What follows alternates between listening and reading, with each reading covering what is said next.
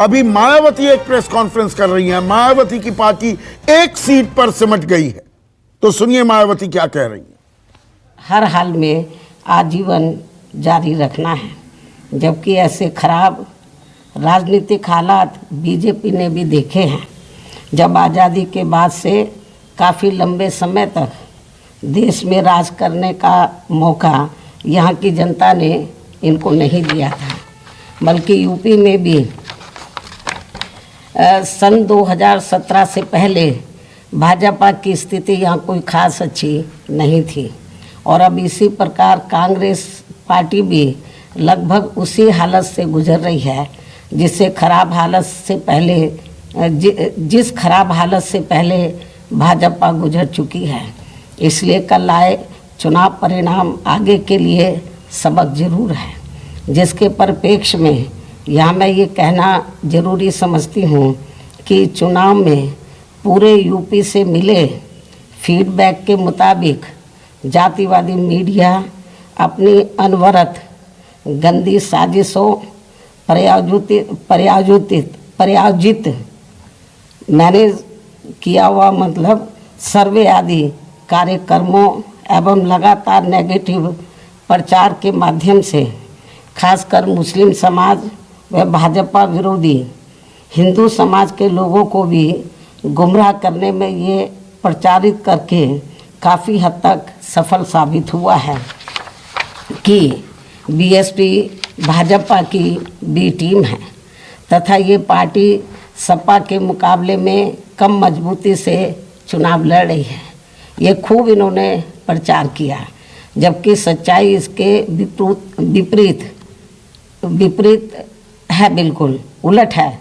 क्योंकि भाजपा से बसपा की लड़ाई राजनीतिक के साथ साथ सिद्धांतिक व चुनावी भी थी, लेकिन मीडिया द्वारा इस प्रकार के लगातार दुष्प्रचार आदि किए जाने के कारण भाजपा के अति आक्रामक मुस्लिम विरोधी चुनाव प्रचार से मुस्लिम समाज ने एक तरफा तौर पर सपा को ही अपना वोट दे दिया तथा इससे फिर बाकी भाजपा विरोधी हिंदू लोग भी बसपा में नहीं आए।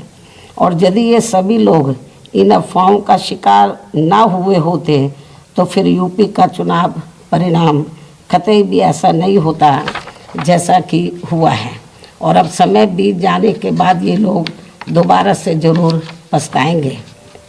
लेकिन इससे ये स्पष्ट है कि मुस्लिम समाज का वोट यदि दलित समाज के साथ मिल जाता, जैसा कि बंगाल के चुनाव में टीएमसी के साथ मिलकर भाजपा को धराशायी करने का चमत्कार परिणाम दिया था, तो फिर वैसे ही परिणाम यहाँ भी दोहराए जा सकते थे।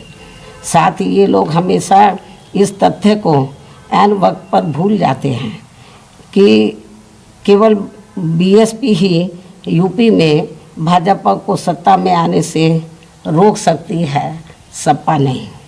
इनकी इसी गलत सोच का ही ये नतीजा है कि भाजपा फिर से सत्ता में वापस यहाँ आ गई है। और यदि यूपी में तिकोना संघर्ष हुआ होता, जिसकी पूरी संभावना भी थी, तो तब यहाँ यूपी के परिणाम बीएसपी की अपेक्षा के मुताबिक आते तथा फिर भाजपा को सत्ता में आने से रोक लिया जाता। अर्थात कुल मिलाकर मुस्लिम समाज बीएसपी के साथ तो लगा रहा, किंतु इनका पूरा वोट समाजवादी पार्टी की तरफ शिफ्ट कर गया। और इनके इस गलत फैसले से बीएसपी को बड़ा भारी नुकसान ये हुआ कि बीएसपी समर्थक अपर कास्ट व ओबीसी समाज की विभिन्न जातियों में भी ये डर फैल गया कि सपा के सत्ता में आने से दोबारा यहाँ जंगल राज आ जाएगा और फिर ये लोग भी भाजपा की तरफ चले जाएंगे। इस प्रकार से भाजपा को हराने के लिए मुस्लिम समाज ने बार बार आजमाई हुई पार्टी बीएसपी से ज़्यादा सपा पर भरोसा करने की बड़ी भारी भूल की है, जिसकी सज़ा बीएसपी को मिली है। ये काफ़ी कड़वी व सीख लेने वाली भी है, जिसकी सजा भी। तो बीएसपी की अध्यक्ष, उनकी सुप्रीमो मायावती हार के बाद और जबरदस्त नुकसान हुआ है बीएसपी को, ना सिर्फ सीटों के लिहाज से बल्कि वोट प्रतिशत के लिहाज से भी। लगभग 13% वोट बैंक रह गया है। बीएसपी का 19 से 22% रहता था और 1 के आंकड़े पर सिमट गई बीएसपी। कांग्रेस भी 2 सीटें, आरएलडी की 8 सीटें आई हैं, अपना दल की 12 सीटें आई हैं, तो 7वें 8वें नंबर पर खिसक गई है बीएसपी उत्तर प्रदेश में। लेकिन मायावती कह रही हैं कि नतीजों से निराश होने की जरूरत नहीं, और 2 अहम बातें कही मायावती ने। एक कि मुस्लिम समाज ने एकजुट होकर समाजवादी पार्टी को वोट दिया, इसका नुकसान हुआ, और साथ ही साथ भ्रामक प्रचार हुआ, मीडिया ने भी बीएसपी को खारिज कर दिया। उसके चलते जो अगड़े थे, जो बीएसपी के साथ थे, वो समाजवादी के साथ तो नहीं गए, लेकिन वो इस तथाकथित भ्रामक प्रचार के चलते बीजेपी के साथ चले गए। वो कह रहे हैं लड़ाई जारी रहेगी। नमस्कार, मैं हूं मानक गुप्ता। अगर आपको हमारा ये वीडियो पसंद आया हो तो इसे लाइक और शेयर जरूर करें, और हां, हमें सब्सक्राइब और फॉलो करना ना भूलें ताकि आप देश और दुनिया की कोई खबर मिस ना करें। तो जुड़े रहिए हमारे साथ और देखते रहिए न्यूज़ 24।